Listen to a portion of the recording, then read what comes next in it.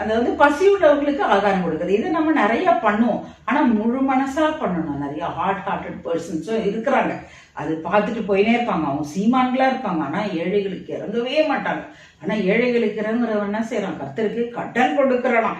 கடன் கொடுக்குறான். கர்த்தருக்கு போய் நம்ம கடன் கொடுக்குறோமா? எப்படி எழுதப்பட்டிருக்குது வேத வாக்கியம் பாருங்களேன். நம்மள எவ்வளவா ஆண்டவர் உயர்த்தி வைக்கிறது. இந்த சிறியர்ல எதை செஞ்சீங்களோ அதை எனக்கு செஞ்சீங்கன்றார். அப்ப நம்ம என்ன செய்யணும்னா, நம்ம கர்த்தர் பைபிள் படிக்கிறது, நான் கர்த்தருக்கு உண்மையா இருந்தேன் வாழறது, அது போதும் நினைக்காம நம்ம கர்த்தருக்கு பிரியமான தேவ அன்போடு ஒருத்தர் தாங்கி இல்லாதவங்களுக்கு உதவி செய்து, இப்ப எல்லாமே விசுவாசிகளை பார்த்தீங்கன்னா 95% எல்லாருமே உதவுறவங்களா தான் இருப்பாங்க.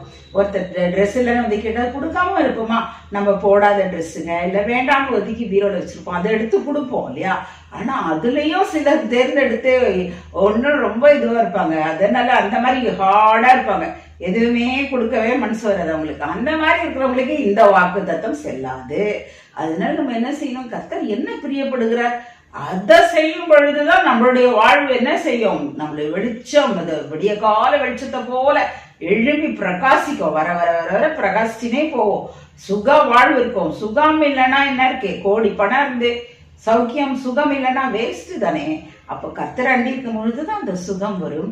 நமக்கு முன்பாக நீதி போகும் பொழுது நம்ம அவருடைய கட்டளைகளை கீழ்ப்படுகிறதுக்கு பலன் கிடைக்கும். அவருடைய கட்டளைகளுக்கு, என்னுடைய கட்டளைகளுக்கு கீழ்ப்படின்னு ஆண்டவர் சொல்றாங்க. கீழ்ப்படிதான் நான் உனக்கு நிறைய ஆசீர்வாதத்தை தருவேன் அப்படின்னு வேதத்துல நம்ம நிறைய பாக்குறோம் இல்லையா?